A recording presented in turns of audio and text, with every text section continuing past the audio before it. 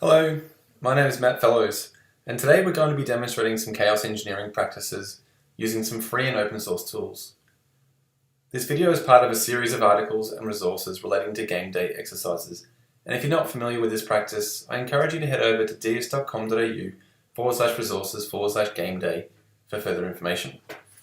And all links from this talk will be provided in the description at the end of the video. But first, what is chaos engineering? Well, chaos engineering is a relatively new field pioneered by some of the most recognizable tech giants, so Netflix, Amazon, Google, just to name a few. The general purpose is this. Our systems are increasingly more complicated, distributed, and complicated, and have been built by larger groups of people than any time before. They're so complicated that it's not possible for any one person to fit them in their heads, and this results in emergent complexity rather than predictable complexity. Cause and effect in these systems are only really clear in retrospect, and so predicting behavior becomes impossible. And traditional approaches to testing these complex and arguably chaotic systems don't get us the results we want to achieve. And so chaos engineering can be thought of as a facilitation of a bunch of experiments to uncover systemic weaknesses. These experiments follow 4 steps. We start by defining a steady state as some measurable output of a system that indicates normal behavior. We hypothesize that this steady state will continue in both the control group and the experimental group. Then we introduce variables that reflect real-world events like server crashes, hard drive failures, and network connections being severed. And we try to disprove the hypothesis by looking for a difference in steady state behavior between the control group and the experimental group. The harder it is to disrupt the steady state, the more confidence we have in the behavior of the system. So now let's discuss the problem we're trying to solve. Imagine that for a moment that we work for a music streaming company and we want to introduce a recommendation system. So our customers would log into the My Account page, and there we would demonstrate or show a list of recommendations for them based on their previous artists and music they've listened to. And obviously this is going to be much bigger in terms of real architecture. We're just zooming in on a couple of components here to demonstrate the purpose, demonstrate what we're trying to solve. And so the My Account would hit an API gateway, and behind that we'd have a user service which calls a recommendations engine. And it gets called via the user service because it contains some extra context that's required to get the recommendations, so such as their age and information about the person as well as their previous artist and interest. So we just have these 2 microservices, and they've got a direct synchronous connection, so your typical RESTful API. And what we're going to do here is we're going to demonstrate some of the chaos engineering principles and how we can make this system a little bit more resilient and a bit more robust to failure. We're going to use several tools to do this testing. We're going to use Docker to spin up virtual machines or small container-based environment that gives us repeatable and reliable infrastructure locally and potentially onto test environments. We're going to use a tool called Vegeta. I'm sure I'm pronouncing that wrong. And that's basically a really simple command line tool that requires no dependencies and allows us to drill our user service pretty consistently and get some really simple metrics back out of it. And we're then going to use another tool called Muxy, which is a chaos tool. And we're going to use that to inject the failure into the recommendations engine. So let's take a slightly deeper look at Muxy as a starting point. Muxy is a really simple command line tool that allows us to simulate real-world distributed failures and actually introduce real-world distributed failures into our applications. And it really generally acts as a proxy, so it can operate at layers 4, 5, and 7. So we can actually modify the network itself rather than simulate a network failure. And of course we can muck around with the TCP sessions and HTTP interfaces as well. We're going to jump in to show you a bit of an example of Muxy. So Muxy is a declarative tool, so you don't actually need to write any code to do it. There are others, such as Toxi, which allow you to write sort of hackable proxies, and there's a bunch of those out there. But I like Muxy simply because it is quite declarative. And so you can see it's just a simple YAML file to set it up. We've got our name of our test we're setting up here, a bit of description to go with it. We can control how much logging we want. But the crux of it comes in here in these proxies. So just for the purpose of this first demonstration, we're going to set up a TCP proxy. So it's going to listen on port 8001, and it's going to proxy a local port on 8000. And it's just got some other settings around Nagel algorithm and packet size. And for the HTTP proxy, we're going to listen on 9001, and we're going to proxy local on 9000. And all that does to begin with is just pass things through as a pure proxy. But where things get interesting is the middleware. So in this middleware section, we can add a bunch of tamperers in. In this case, we're going to use 2 of them. So for our TCP tamperer, we're going to modify the inbound request, and we're going to rewrite it and call it wow new request. And we've got a couple of extra things we're going to do here. So we're going to randomize some characters. So it's going to be the same length string. We're going to randomize all the letters. Then we're also going to truncate the last character from that message. Similarly, on the response, we're going to do the same thing. And then what we've done here is added a matching rule, which just allows us to probabilistically modify those requests. So not everyone will always behave the same. And that applies both on the inbound and outbound. Similarly, for our HTTP tamperer, we're going to modify the response to send a 500 response, and also modify the response body to say, my new body here. And it's only going to happen 50% of the time. When I say only going to happen. This last thing here really just says we want to log things out to the console. And so let's see it in action. So the first thing we're going to do is we're going to set up our a very simple local TCP using Netcat. So that's their listening on local host on 8000. And then what we're going to do over here is we're going to send messages to that on 8002. So let's do echo some request. We're going to netcat that into localhost on 8000. And so you can see there, I put a terminator in there.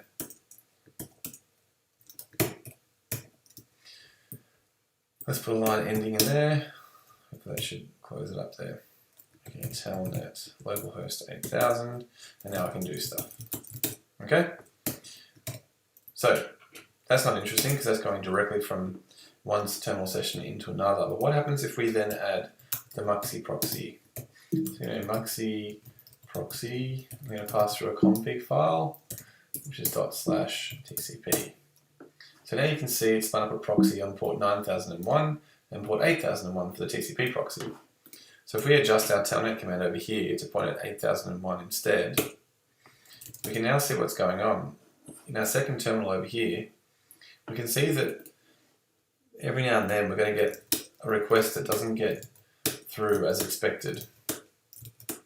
Okay, you can sort of see that there. It's occasionally just randomly modifying that last string going into it. So that's quite annoying. What we can also do is demonstrate what happens if we spin up a simple Python server. So let's do that. Python -m simple HTTP server. We're going to spin it up on port 9000 we said. Okay, so let's close on this one. If we now curl localhost 9001, which is the proxy address, let's show you first the actual plain simple server here, which is just serving up files in this directory. And we should be able to look for tcp.yaml and get something in the output. There you go, there's the YAML file. But if we pipe that through to 9001 instead, which is the proxy, every second request or so is going to get the wrong body. In this case, it's actually hitting quite regularly, isn't it?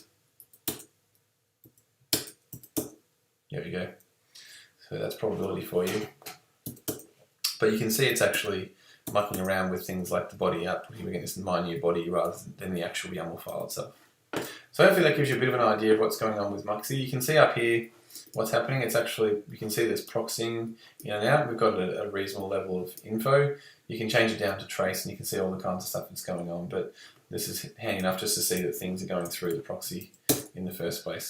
And you can also see over here that it is proxying all the way through to the other side, and then it's rewriting the message before it actually comes back to you.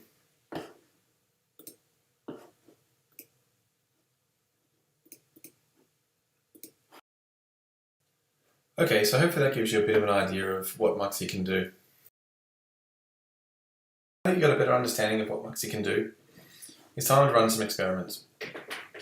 So as we talked about earlier, we've got these two services we want to test. There's two microservices, and we're going to put Muxi in the middle of it to introduce those values. We're going to load test through Vegeta. Our test is going to revolve around 50 requests a second for 15 seconds directly through the user service. We're going to introduce 5% failure rate through the recommendation service and 10% slow responses from the recommendation service. Now this is important. as we said before, our steady state metric is going to be the number of 200 response codes we get back from the user service as a percentage. Now, of course, we know that's going to be small to begin with because there is no failure handling in our API, which we'll see in a second.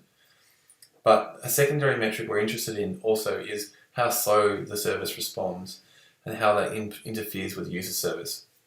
So, of course, while it's not technically a failure, if the recommendation service is slower and slower and slower, the user service itself is also going to start to consume resources, and there could be a chance for cascading or other types of failures, which brings down user service, which is potentially more valuable than the recommendations engine. And so we're going to demonstrate this as part of some of our experimentation. So let's jump into our console. So I've organized my terminals similarly from what you saw in that picture. So on the top left, we're going to have the test driver or Vegeta. We're going to have the top right is where our Muxy failure-inducing systems component is going to go in there. On the bottom left, we're going to actually have the user service, and it's going to direct traffic right-bound into the recommendation service on the right. And so what we're going to do is we're just going to run the recommendation service by itself. We're not going to use Docker for a moment, just so I can show you things a bit more carefully. But the code will all be provided as Docker, so you can run it yourself. So we're going to run the API on port 8002. And to show you that it's running, we're just going to do a curl on localhost 8002. And let's ping it. Cool, there it is. So we can see a response down here, and we can see the response up here as well.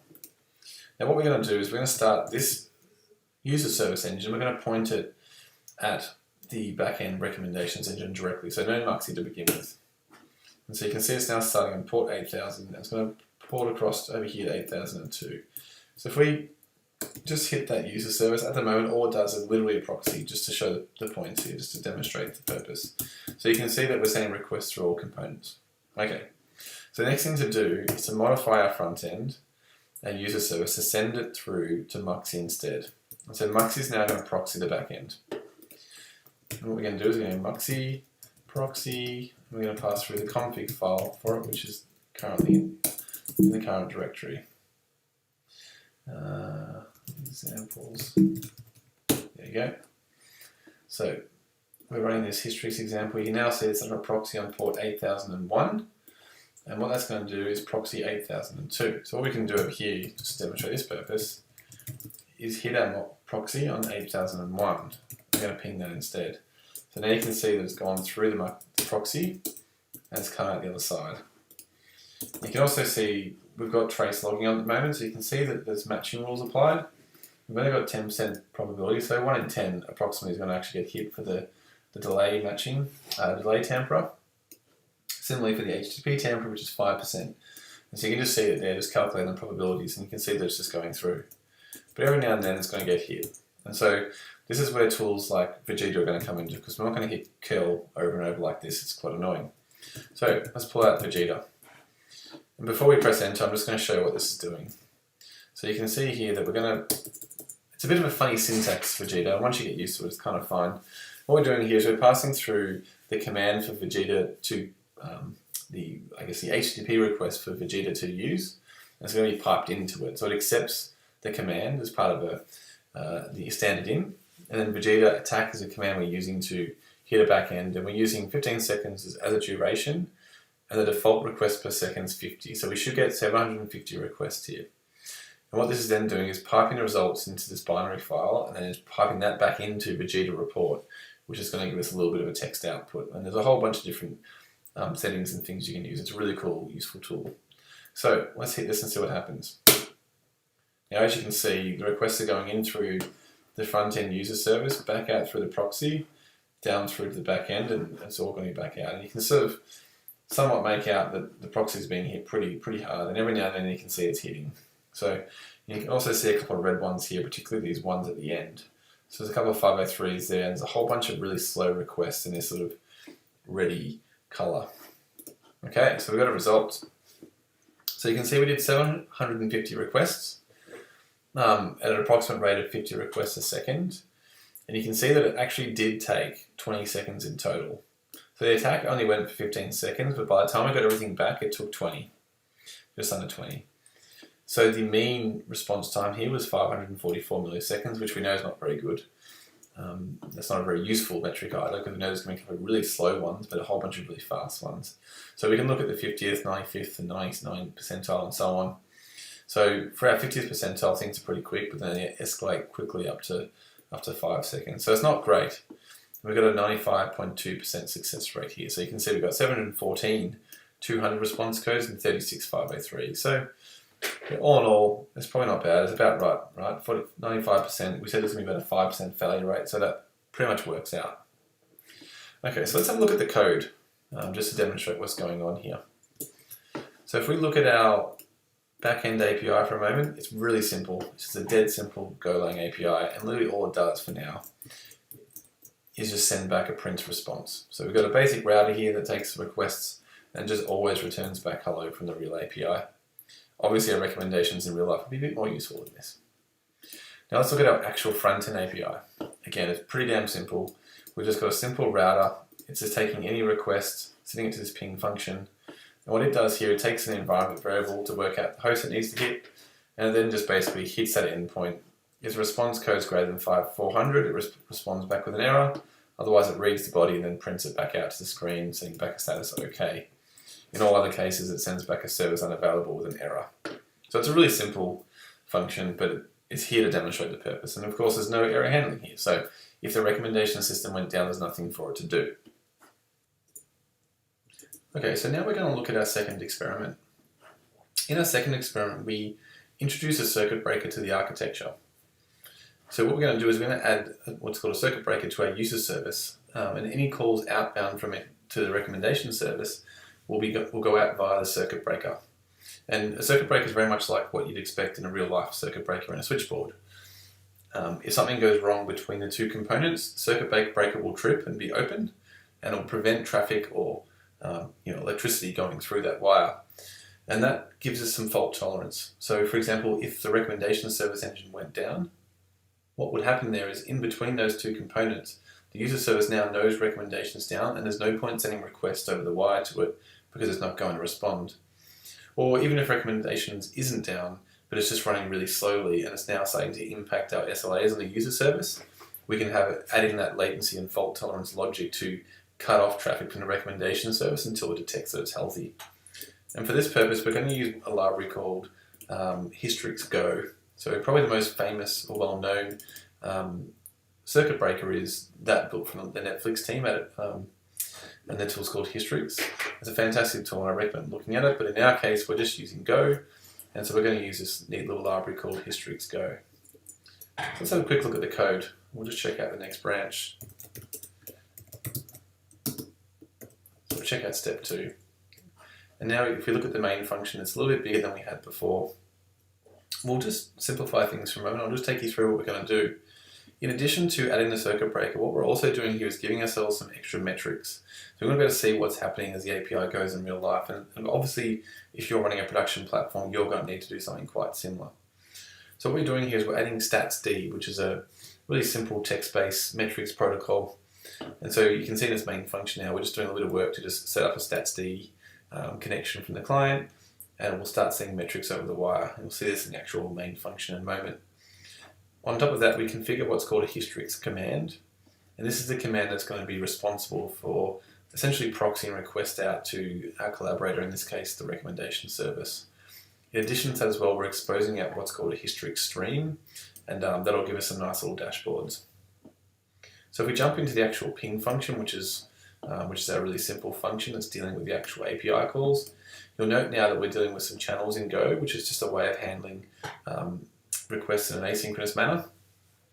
And what we're doing here is we're wrapping the entire function in what's called a hystrix.go command. And so this is what's responsible for sending the request via the Hystrix command. And then we return back the function down here to this logic. So without going into too much detail, this body here is essentially what we had before. It takes requests. If it sends a request up to the backend and gets a response, we return back the body. Otherwise, we return an error. And this second function, as part of this hystrix.go command, we're just replying that as nil, and we'll see this in the third step, but essentially that's a fallback. So if we get a failure in the first one, it would normally fall back to this function. And we're just going to demonstrate what happens without a fallback in this experiment.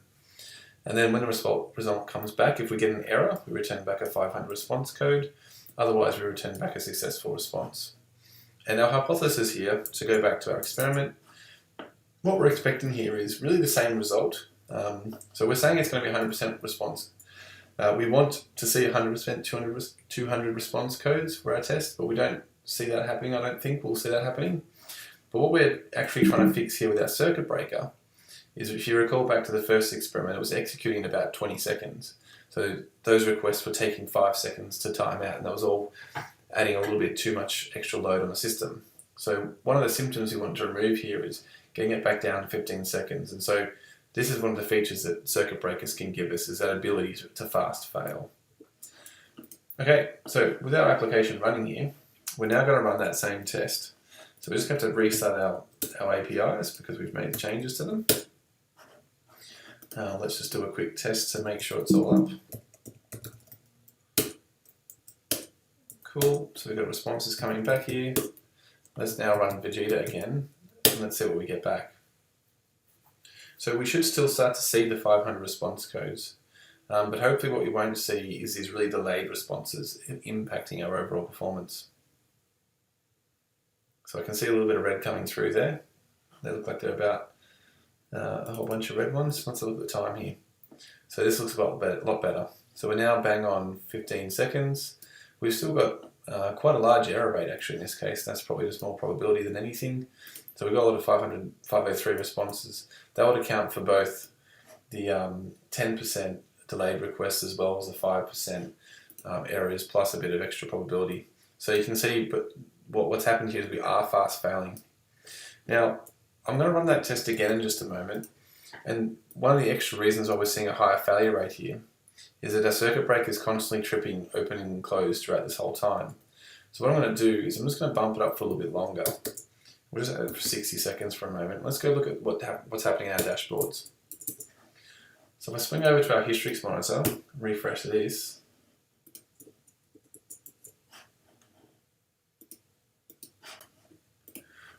We're going to start to see requests, the circuit breaker opening and closing as we see higher and smaller back-end response failure rates here. So you can see in this little red color, these are the calls that are failing, and you can see the green ones are calls that are passing. And you can see that at the moment we've got about a 17% failure rate.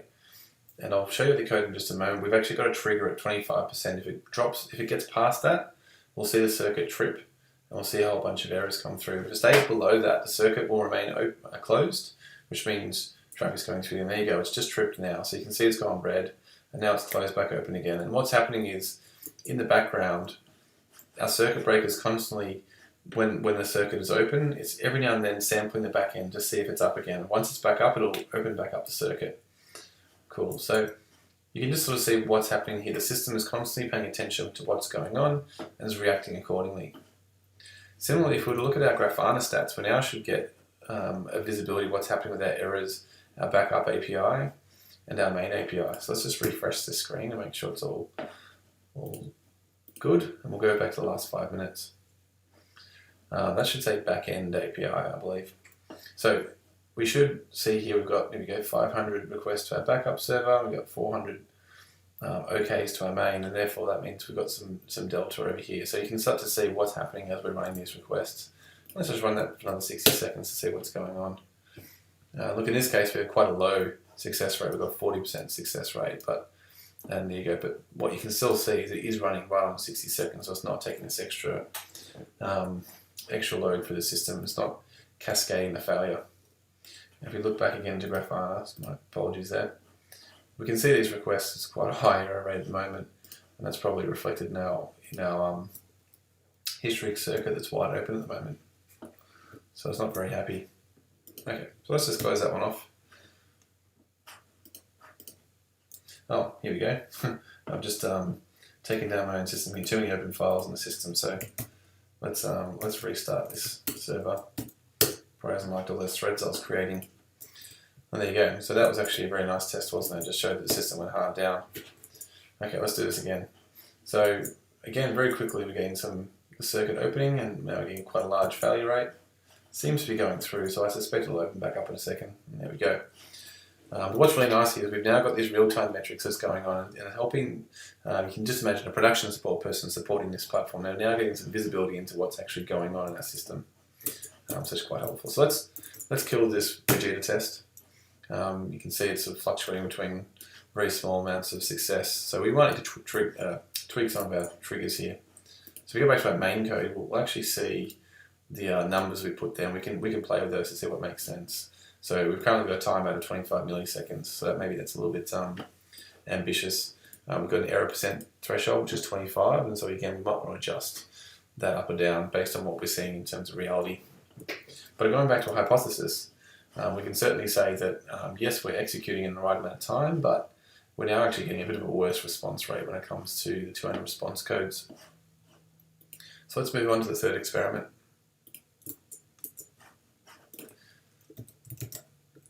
So we'll check out step 3.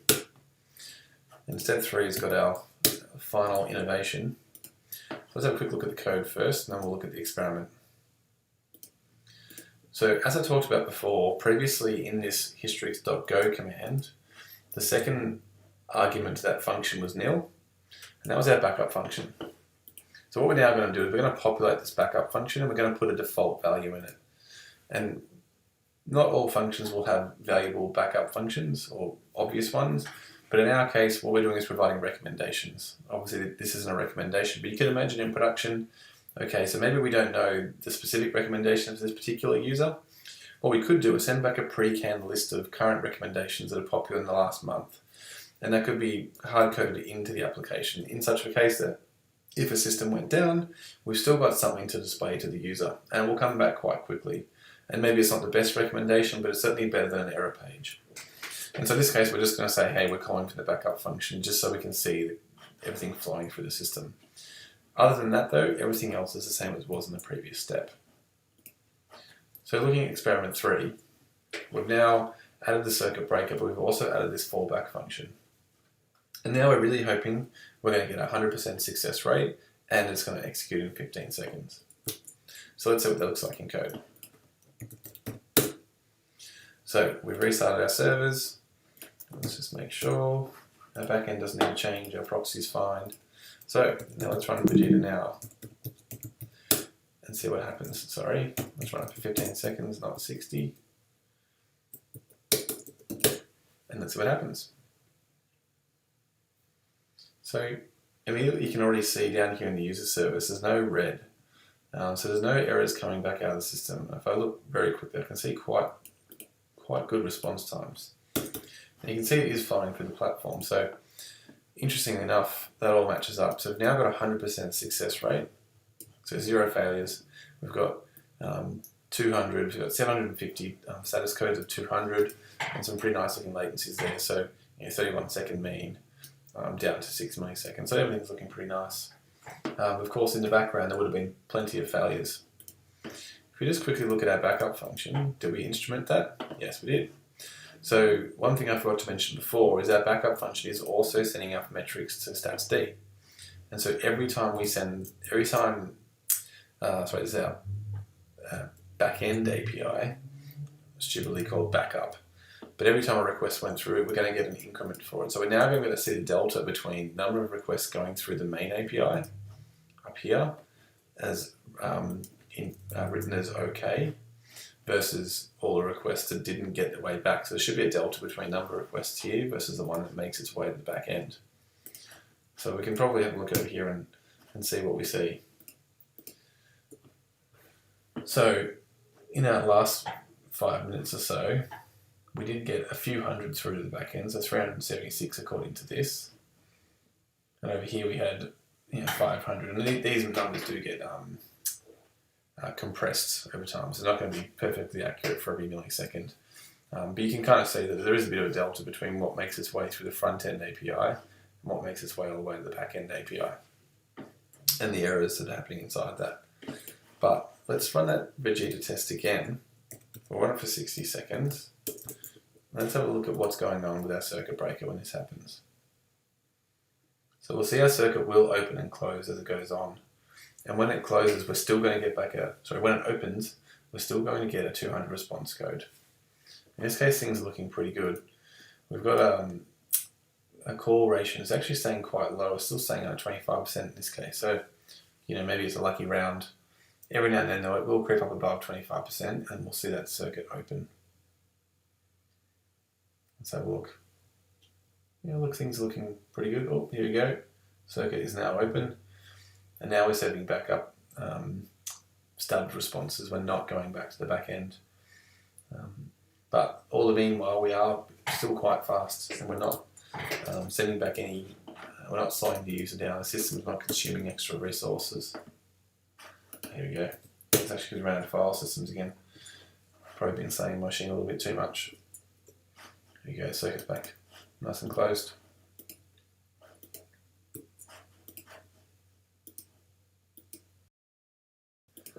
Okay, so let's check out step 3 and let's have a look at what's changed. So we head to the main go function. Really everything stayed pretty much the same, but what we've done is we made one small innovation on top of the previous step.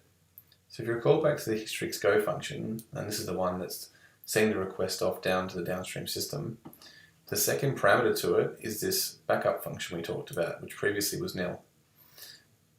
And now what we're doing is we're sending back a canned response here. And if you think about what might go into this canned response in the recommendation service, so let's assume that the recommendations engine's actually gone down and user service still wants to send back some recommendations. Rather than actually giving up and returning back a failure page, what we can do is maybe send back some example or sort of pre-canned recommendations that are maybe popular in the current month, or what we can use from sort of broad data across the entire customer base. We can hard code that in the application, such that if the recommendation service went down, we've still got something to show back to the user, which is obviously a lot better than a failure or an error page. And for the most part, because it's not a critical system, it's not really going to affect the user experience, but overall, by providing a response and not being down, the overall system is better and hopefully our customer experience is also better. So let's see what this impact has on our experiment. So we've checked out step 3. We're now just going to restart our front-end API. We don't need to touch our proxy, it's already there. Now let's run Vegeta. Let's see what happens. And while that's happening, let's have a quick look at what's happening to our circuit breakers. So there's a bit of a failure rate there, it's quite high. Circuit is open. We can see over here not many requests coming through to the backup API, but a lot going through to the main API here. But if we come back and look at our results, we can see there's no real red coming through this system here, and we've got precisely 100% success rate, and 200, all of our responses came back as 200, and quite a fast response, as you can see. Let's just run that again for 60 seconds and just go back to those metrics to see what's happening during this backend API. Let's make sure we run out of file threads again. So it's quite a high failure rate. There it goes. It's dropped below. Let's pop back open again. And our response will be quite random here within that 25% threshold. That's kind of the way probability works. But you can still see there's no red coming through here. The customer's still getting an experience. If we keep looking over here at our APIs, we can see quite a high number of APIs, but not a whole lot actually getting through to the back end, which is kind of interesting. And now, of course, in this graph over here, there's no errors going back to the customer either, which does tell us things are pretty healthy. So let's just kill it off. Let's see what we got. Again, just over 2,000 requests coming through at 100% success rate. So yes, even though behind the system things were failing, Muxy was getting in there and doing annoying things, from a customer's perspective or from Vegeta's perspective, the system was still up and the system was still responding. And this is the key thing when it comes to circuit breakers and microservices. And there's broad principles around resilience with fault tolerance and latency and tools like Hystrix. This is the outcome we're looking for. Even though maybe we need to tweak those numbers, hopefully you get a bit of a sense of what these tools can do. Well, okay, everyone, that wraps up our experiments. Hopefully you found that enjoyable. Let's wrap up what we spoke about today. So the first thing we learned about was the principles of chaos. So if you can remember back to chaos engineering, it's really just, you can think of it as a facilitation of experiments to uncover systemic weaknesses. And we follow these 4 steps where we start by defining steady state behavior. We hypothesize that steady state will continue in both the control group and the experimental group. So in our case, we were looking at 200 response codes.